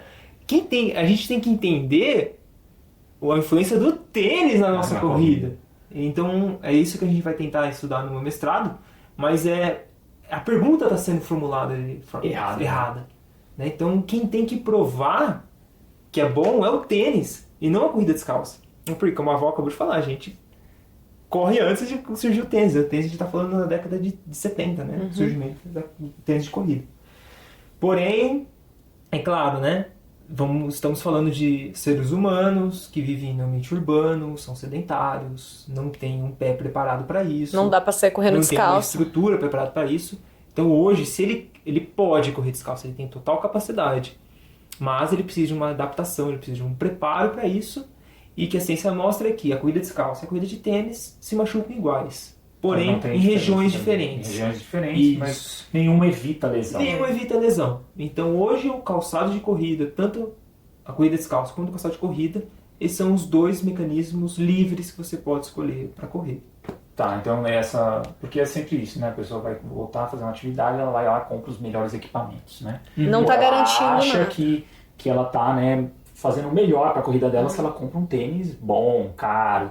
E na verdade não tem nenhum respaldo esse tipo de perspectiva. Na verdade é o contrário, que a ciência mostra que quanto mais caro o tênis, maior a chance de machucar. Tem um estudo, né? Tem um estudo que mostra isso. E por quê, né? Porque se tem um mecanismo também, isso alguns estudos mostram, que é um mecanismo de tirar a sua função de amortecimento e de controle do movimento e deixar respaldado pelo calçado. Então alguns estudos mostram que se você tem uma propaganda de um substrato, de uma tecnologia alta tecnologia comparada a uma baixa tecnologia, você esculacha mais. Você esculacha. Então o corredor... Você fala assim, foda-se, o corredor... Tô pagando, de né? jeito. O calçado aqui essa plataforma vai me absorver o impacto. Tal. Ele corre de qualquer jeito e aumenta o impacto. Comparado a um outro que sem mecanismo sem amortecimento. Mas você trabalha o seu mecanismo, a sua biomecânica para você ter uma absorção de impacto. Absorção de impacto. Você usa o seu corpo, né, para absorver o impacto. Mas quando a gente pensa em sociedade contemporânea, facilmente dá para entender por que acontece isso. As pessoas são muito imediatistas, né? Então é mais fácil alguém tentar te convencer que esse tênis vai fazer você correr pra caramba sem se lesionar do que eu falar, meu irmão, vamos ter que fortalecer esse pé que tá horrível. Entendeu? Quanto tempo vai demorar?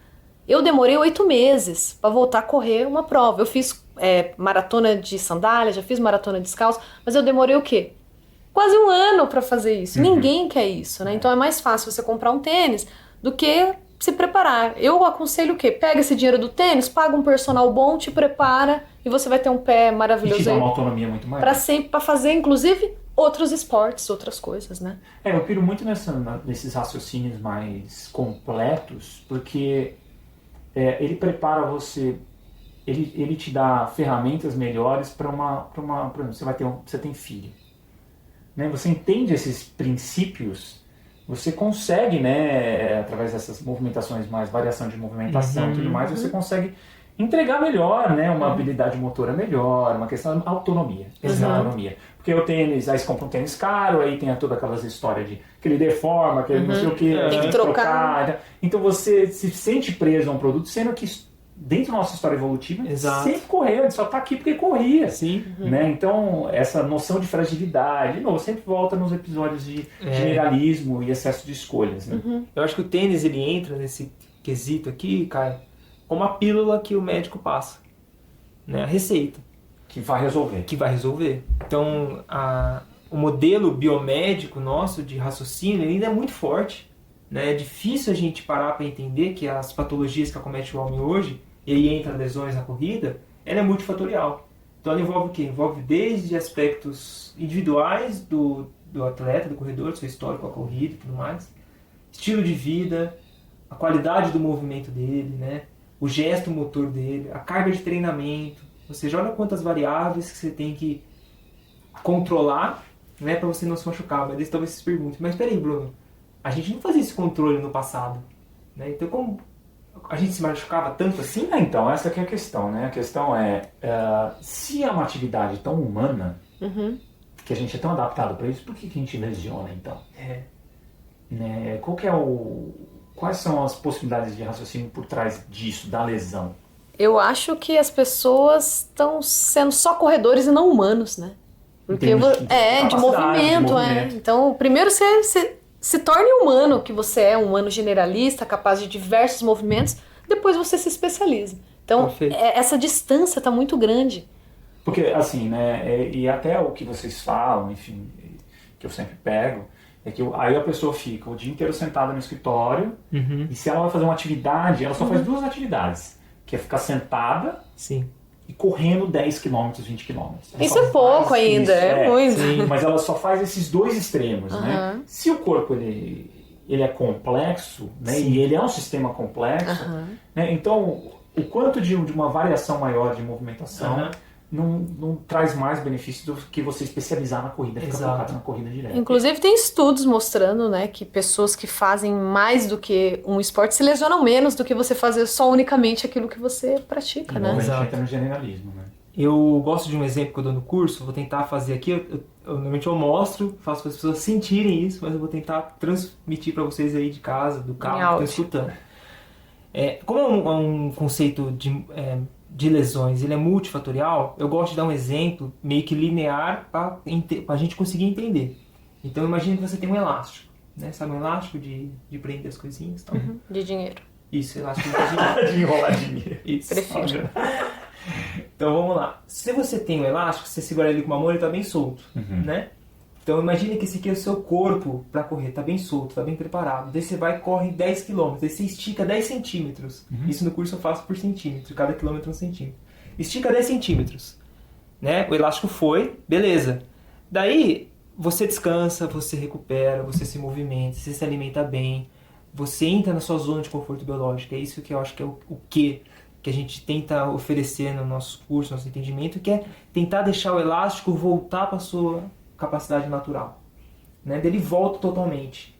Daí no outro dia você tem que correr 15 centímetros. Daí você imagina, pegar esse elástico e estender 15 centímetros. Ele foi, ele aguentou. Por quê? Porque ele voltou tudo. Ele voltou para a sua capacidade elástica natural.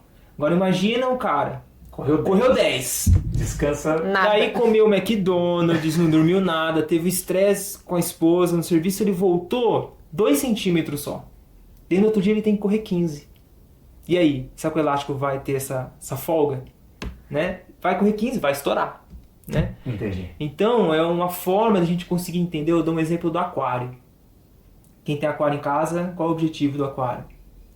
Não morrer o peixe. Não matar o peixe. Não matar o O peixe. peixe fica lá. O peixe fica vivo, né? É. Então vamos sobreviver, fazer com que o peixe viva.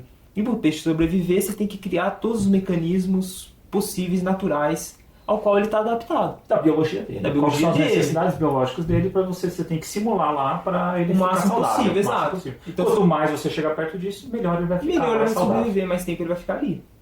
Então tem que dar a comida que ele come, você tem que acender a luz na hora certa, o pH e tudo mais. Daí eu brinco, mas como que tá o aquário do corredor?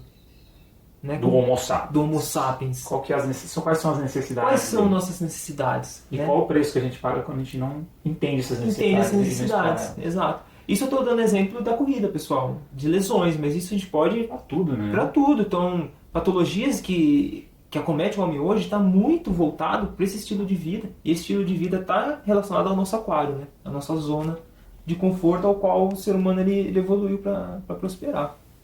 E assim, né? E essa questão também é muito doida.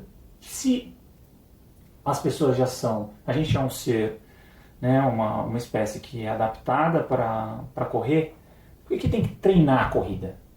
Né? Uhum. Por que tem que chegar nesse ponto de ter treinadores, assessoria, recursos tecnológicos, tem aparelho para a porra toda, né? Uhum. Então assim, se a gente... por que as pessoas correm tão mal hoje, vamos dizer assim? Né? Elas correm mal? Qual que é o vácuo que tem aí? Qual que é a distância que tem ali que possibilita as pessoas terem tanta dificuldade na corrida? Começa? Então vamos lá, acho que a gente pode retomar um pouquinho de novo essa questão do aquário.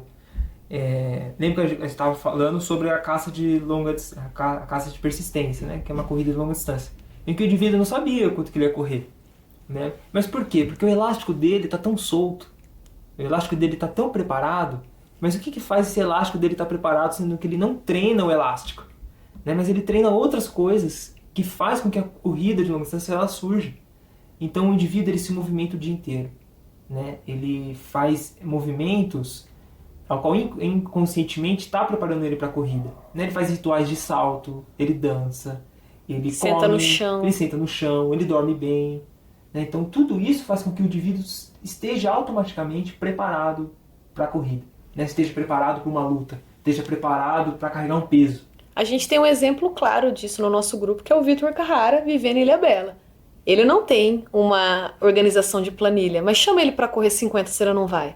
Porque o dia a dia dele tá tão cheio de movimentação que ele tá praticamente um caçador-coletor. E eu acho que vocês viram isso também lá em Passa Quatro, Puxa. né? Com o pessoal que mora lá, a molecada Com que morava certeza. lá, Muito. que você botava pra correr na montanha, Nossa. a molecada arrepiava, não era isso que vocês Muito. escutavam? Porque o moleque Subia tinha um morro. estilo de vida ali o tempo todo de movimento, de pedalar. Os Trabalhava próprios no adultos, sítio, que né? trabalhava em sítio, começava a correr, era muito fácil, né? Era um passinho, né? Era um passinho. É verdade. Então, isso a gente também aborda muito na nossa assessoria, que é tirar essa visão de que você quer correr longa distância, você precisa correr longa distância também. Você precisa correr muito, ou você só precisa correr. Na verdade não, na verdade você tem que nutrir o corpo com outros movimentos para depois a corrida aparecer. Eu acho que tem o princípio do treinamento, né, que a gente aprende na Faculdade de Educação Física, que a gente tem que levar em consideração a especificidade do esporte que você está querendo, né, fazer uma periodização. Só que o que a gente está propondo, o que a gente faz na nossa assessoria? A gente trabalha com tudo que existe cientificamente comprovado em relação a treinamento, mas a gente não negligencia a parte biológica, que é, eu quero saber quanto você andou na semana, eu quero o seu relógio de caminhada, eu quero saber quantos passos você deu e o que você está se movimentando, para a partir disso eu fazer a periodização em cima daquilo que qualquer outra assessoria faz. Mas a gente leva em consideração outras coisas. Inclusive, se a pessoa não tem como, eu não consigo ir caminhando pro trabalho ou andar de bike, então você se inscreva numa aula na academia de natação, vá fazer outro esporte, outra coisa né? para complementar. Não, tem tanta coisa aqui Sim. disponível. E assim, correr faz mal para articulação? Aí é com a fisioterapeuta. Na verdade é o contrário. Ao contrário, né? É o contrário. Então, um estudo que saiu, por exemplo, em artrose de joelho, acho que foi em 2017, pela JOSP, mostrou que corridas não competitivas, corridas indivíduos que correm de forma regenerativa, você fortalece as articulações, os discos ficam mais fortes. E para a coluna lombar também. Então, indivíduos que correm têm os discos articulares mais fortes. Então, é o contrário, né? Você fortalece. Eu acho importante a gente falar também essa questão do impacto, porque senão a gente cria essa questão tem a cinesiofobia, né, que é o medo do movimento, Medo de se movimentar. medo de se movimentar, e tem a impactofobia, né, que é o medo do impacto, né? O que acontece? O impacto, ele é uma resposta do seu corpo de uma força que você está agindo no solo, né? E se a gente parar para observar estudos, existem muitos estudos no mundo da corrida, pessoal, só que tem poucos estudos que respondem perguntas importantes. Tá? Então, você digitar lá na base de dados no Google, artigos de corrida, vai aparecer milhares, mas poucos respondem perguntas importantes. E os que tem, a gente tenta trazer e mostrar no curso, eu vou falar aqui para vocês, em relação ao impacto. Então, não tem grandes estudos falando que o impacto ele é ruim. Né? Tem até um estudo que acompanhou pessoas que acompanharam acho que por um ano, no final, os indivíduos que correram, que tinham mais impacto, se machucou menos do que os indivíduos que correram com menos impacto. Não estou falando para vocês que tem que sair correndo com impacto, mas o mundo do impacto, essa noção de impacto, ela ainda é muito desconhecida, ela é muito incerta. Mas, então, quando se envolve, você tem que cuidado com o impacto, né? Tem que proteger a articulação, então começar a tirar essa noção de que existe um fantasma, tá? Então prepare o seu corpo, né? Tem um corpo móvel, tem um corpo forte, tenha boa capacidade articular, que o impacto ele vai surgir naturalmente e ele vai ser dissipado da melhor forma possível. E tem, eu acho que, eu não sei se isso vale ainda, eu li isso há um bom tempo atrás, a questão do impacto é essencial, principalmente na infância, para a questão de calcificação, né, de aumento do volume do osso, né, de calcificação óssea. Inclusive, na paleoantropologia, né, quando você acha ossos dessa galera das antigas, de muitos milhares de anos atrás, era uma tora, né, em termos de densidade, porque é um impacto que faz. Inclusive, eu tinha visto um estudo, não sei se vale ainda, né, esse estudo é meio antigo, mas falando da questão da osteoporose para as mulheres, né, que quando você tem uma geração de mulheres com baixa atividade física no meio urbano, quando elas passam por um processo da menopausa, elas não tiveram um volume de calcificação de densidade óssea suficiente por falta de atividade na fase da adolescência e infância, para que essa perda de cálcio do osso não seja prejudicial. Sim. Né? Então, ou seja, é importante. É importante. Você paga lá na frente o preço. Muitas vezes as pessoas acham que elas vão pagar o preço agora, daqui a 1 ano, 2 anos. Às vezes lá na frente você vai pagar o preço por não ter tido atividade física na infância e adolescência, porque você tem também uma outra formação, né, do corpo, enfim, em fases diferentes da vida. Sim, a própria... pessoas mais idosas, né? Então elas são muito voltadas, estimuladas a tirar o impacto, né? Eu ia falar da hidroginástica, né? Hidroginástica, é o contrário. Então tem que estimular a carga, claro, com orientação adequada, com magnitudes controladas, mas na verdade tem que pôr carga nessa galera. Mas você pegar uma senhorinha com osteoporose e mandar ela para hidro, você tá causando mais prejuízo do que ajudando. E aí outro tema, né, que é bem recorrente também é a questão da biomecânica, né? Que é a questão, como eu melhoro a minha corrida? Essa obsessão com a biomecânica. Eu lembro também quando o Bolt correu a última Olimpíada, né? Começaram a analisar que ele tinha uma assimetria, que era porque ele tinha assimetria que lesionou, que não sei o quê. Que ele era alto, né? Então tem toda essa questão, essa paranoia também com a biomecânica, mas o quanto ela é verdadeira, em termos de análise, no trabalho de vocês também, de tipo, o quanto ela é válida enquanto fundamento básico de análise e o quanto ela é paranoia. Onde entra a paranoia e quando entra a parte que vale a pena avaliar a questão biomecânica na corrida. O Bruno entra e depois eu falo da paranoia. Beleza. Então assim, pessoal, vamos lá, vamos usar a ciência para responder isso, né? Se a gente olhar na última revisão sistemática, que são o melhor estudo que existe para responder algumas perguntas, se biomecânica é fator de risco para lesão, os estudos que tem são estudos muito, muito fracos. Como eu disse para vocês, existem muitos estudos, mas poucos estudos bons, estudos de qualidade e que respondem perguntas importantes. Então, o que se tem hoje da biomecânica em relação a lesões são grupos específicos, que são, por exemplo, mulheres com alterações de postura de quadril na corrida, que levam a patologia mais de joelho. Né, dor na frente do joelho, dor na lateral do joelho. Do resto, não se tem grandes comprovações.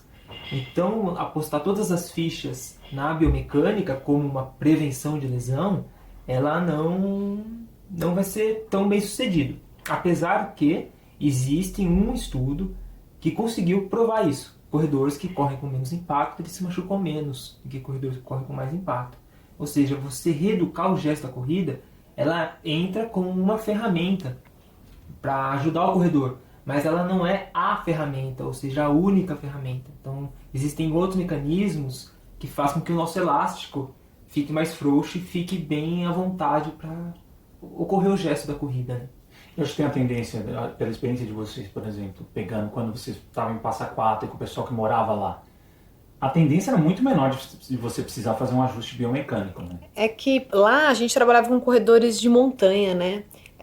Esse lance da biomecânica da corrida pega muito em corredores de asfalto. E que é impossível na montanha você fazer uma área biomecânica. Porque assim, se você analisar até corredores profissionais de montanha, você não consegue nem determinar qual o tipo de pisada dele. Porque o terreno que vai moldar. E complementando o que o Bruno disse, eu coloco um pouco o peso em nós, profissionais da educação física, esse lance da paranoia em relação à biomecânica. Por falta de estudo mesmo, de grande parte, né, dos profissionais, de colocar a biomecânica como no topo da prioridade num corredor. Então, eu sei porque eu trabalho com análise biomecânica, vem muito atleta encaminhado pelo treinador, dizendo, olha, meu treinador falou que eu corro torto, e que eu preciso ajustar. Então, isso é diário no nosso dia. Então, falta um pouco, talvez, conhecimento geral sobre a biomecânica ser apenas um dos aspectos de evitar lesão e não o único, né? Exato. E acho que é importante que existem alguns parâmetros. Se você conseguir chegar no seu atleta nesses parâmetros biomecânicos, é muito interessante. E ele sente essa percepção. A percepção deles é visível, a nossa é visível. Quando a gente consegue encaixar uns padrões de movimentos mais favoráveis biomecanicamente falando, né? Então buscar um gesto interessante é muito legal. Porém, a gente não vai conseguir fazer um molde né, que existe uma corrida ideal para todo mundo, né, todo mundo vai ter a mesma forma de se correr. Isso não dá, porque existe uma isso se chama variabilidade motora, né, variabilidade de movimento, que existe no padrão de cada um, que tem relação com o histórico, a corrida, a experiência, a velocidade com que você está. Então tudo isso vai moldar mais ou menos a forma que você corre. A ideia é a gente tentar, se possível, mexer em alguns parâmetros, se necessário ainda, né? Então, tentar tirar essa ideia que eu quero correr igual aquele cara ali da TV, né? Porque não vai chegar. E até tem pessoas da TV que ganham provas, como o Bolt, a análise dele mostrou que ele tem um valgo dinâmico, né? Que é quando o joelho entra para dentro, e ele ganha a prova, né? Vai corrigir? Tem que corrigir o joelho dele? Não tem. E conforme você vai estudando também outros corredores, vocês vão vendo outros padrões e que às vezes a vantagem não é, ou teoricamente não deveria ser vantagem, deveria ser uma coisa que é pessoal, negativa, né? mas é pessoal, faz parte do gesto dela, então é uma coisa, é um sistema complexo. É complexo, e aí vale do profissional ter um gabarito, uma qualificação para saber intervir ou não, aonde intervir ou não, se tem que intervir ou não.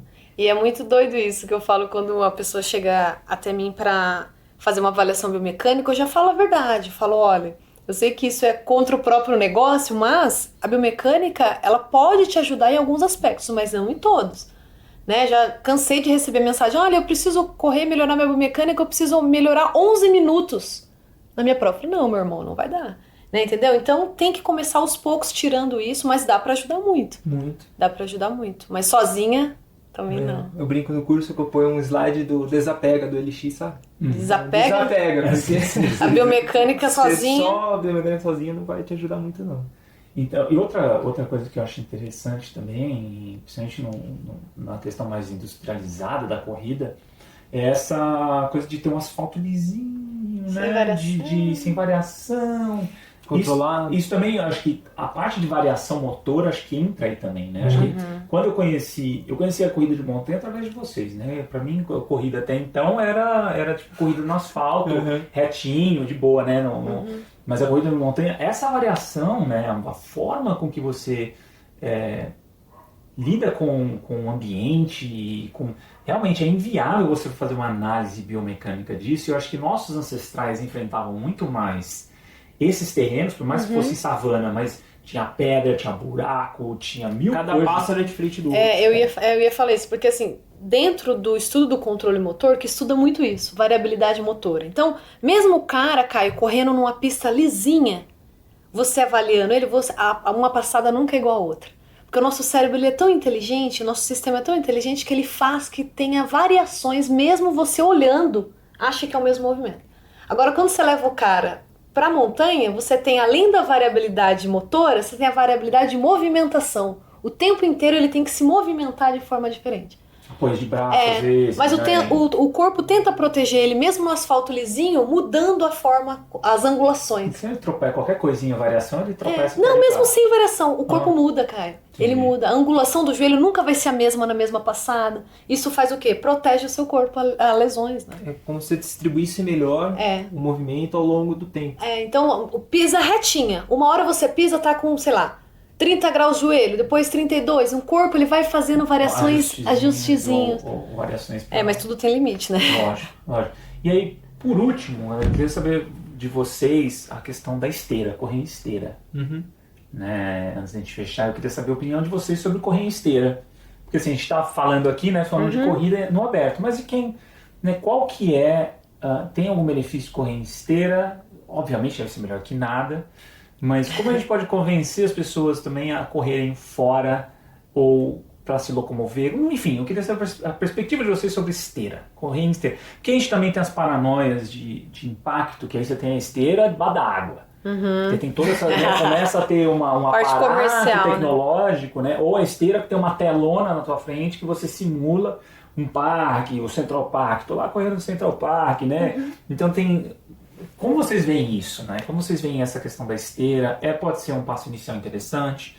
Ou, enfim, eu queria saber a opinião de vocês. Eu uso a esteira como um instrumento que pode facilitar o treino, né? Em dias de chuva, em dias que a pessoa não está se sentindo bem para sair para a rua. Eu dou treino para pessoas que moram em lugares que são perigosos, então eu falo, olha, eu só consegui correr à noite eu não tenho coragem de sair na rua, então eu corro na esteira. Claro que eu prefiro que corra na rua, porque a variação do terreno Mesmo o mínimo, subir um degrau numa calçada vai trazer benefícios proprioceptivos, cognitivos, muito melhores para essa pessoa do que ela ficar olhando uma parede branca ou olhando uma TV. Então, o fato de você estar na rua vai ter mais informações que o seu corpo como um todo vai usufruir melhor dessa atividade. Mas eu não acho a esteira ruim, né? Ela facilita algumas coisas. Eu tive alunos que falaram, olha, eu me sinto melhor correndo na esteira. Ok, mas perto da sua prova você vai ter que ir pra rua, porque não tem prova de esteira. Né? A biomecânica muda também na esteira, né? Porque a esteira meio que puxa. Como é que é essa assistência de biomecânica? A avaliar a biomecânica na esteira, você consegue observar basicamente quase todos os parâmetros que você avalia na rua. Uhum. A única diferença é que você tem uma menor ativação muscular na esteira, porque realmente... Mas ela te ajuda, ela, né? ela te ajuda. Mas concordo com tudo que o Cabal falou, então acho que é um mecanismo, é uma ferramenta a mais para você usar num ambiente que você não pode correr e tudo mais. Mas eu digo que a corrida, eu acho que uma dica que eu dou para as pessoas é se elas puderem correr em ambiente que elas não conhecem. Eu acho que isso é a chave. Então você correr em parque já está melhor. Uhum. Você correr numa rua que você conhece, legal. Se você correr num bairro, numa rua que você não conhece, se aprofundar numa trilha que você não conhece, cuidado, né, pessoal? Não vai se perder, se matar aí. E falar que a culpa é nossa. Mas eu não sei por experiência pessoal, eu acho que você desliga tudo isso, sabe? Uhum. Você desliga o pace, você desliga a forma que você está correndo. Você conecta mais com o biológico, né? Você se conecta com o biológico, cara. Pro cérebro é muito melhor, né? Você tá atento, né? Eu tive uma experiência em Passa Quatro que foi uma das melhores experiências da minha vida.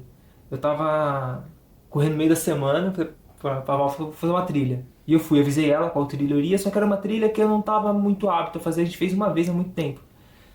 Daí eu engatei na trilha, subi lá em cima no topo, tava sozinho, olhei a cidade e tal. Na hora que eu tava voltando, eu dei de cara com o lobo-guará. De frente, assim, só que ele tava de costas, eu acho que o vento tava dele pra mim, então ele não sentiu o meu cheiro. O lobo-guará é um animal manso, né, ele não faz nada, de boa. Mas você dá de cara com um animal assim, selvagem, eu tava no ambiente que eu não tinha total controle, né, do local que era, onde que eu tinha que voltar. Eu voltei com uma tensão absurda, assim, eu entrei numa meditação ativa, que a gente fala, né, que você tá focado no agora, natural. Então, você não precisa ir pra trilha, mas você pode sair da esteira e correr num ambiente num parque que você não conhece. Tem muitos parques aqui em São Paulo, por exemplo, vai a algum que você não conhece, né? Porque você desliga um pouco essa questão do tempo, essa questão do pace, essa questão se está correndo certo, se não está, porque daí se torna algo muito mais exploratório do que cultural, né? Do que competitivo. Então você fica muito mais próximo da biologia, você está em ambientes assim mais inóspitos. Massa. Eu acho que é isso, eu acho que minhas perguntas aqui esgotaram. Eu acho que é legal vocês passarem redes sociais de vocês, né, dos projetos de vocês. Vocês têm um curso voltado para as pessoas da área, né? Por favor, sim. Fiquem à vontade. Então a gente falou bastante do curso. Esse curso que a gente referiu aqui é um curso destinado só para profissionais da área do movimento, né, que queiram trabalhar com corredores por essa perspectiva. Então é um curso que a gente passa toda essa noção de biologia evolutiva, a gente ensina a fazer avaliação biomecânica, teste de controle motor, preparar você para trabalhar de uma forma mais natural, embasado cientificamente. Na neurociência. Na também, neurociência, né? Esqueci da minha área, né? Com os corredores. E a gente também tem uma assessoria de corrida chamada Corrida Natural, que a gente coloca tudo isso que a gente falou em prática. A gente atende corredores no Brasil, fora do Brasil, e a gente tem corredores desde que correm 1 minuto, que conseguem correr 1 minuto, até corredores de ultramaratona. E aí o perfil no Instagram, então, é Corrida FBA, a dos cursos, né? E Corrida Natural. Corrida Natural, a parte de assessoria. Isso. E a gente atua também, né, com um corredor aqui em São Paulo, então a gente faz um trabalho de reeducação da corrida, a gente faz uma análise completa do corredor, que é a análise que a gente passa no curso. Então se você mora aqui em São Paulo, e às vezes está com dificuldade, conhece alguém com dificuldade, a gente está aqui à disposição também para se precisar de uma avaliação, precisar de uma intervenção. A gente tem nossos contatos aqui, pode deixar a mensagem no Instagram direto. E segue a gente lá, você falou, né? Corrida Sim. FBA e Corrida Natural. É isso aí. É isso aí. Muito obrigado. Obrigada, Caio. Foi muito legal. Pela participação. E é isso aí, galera. Até a próxima. Obrigado, valeu. Valeu.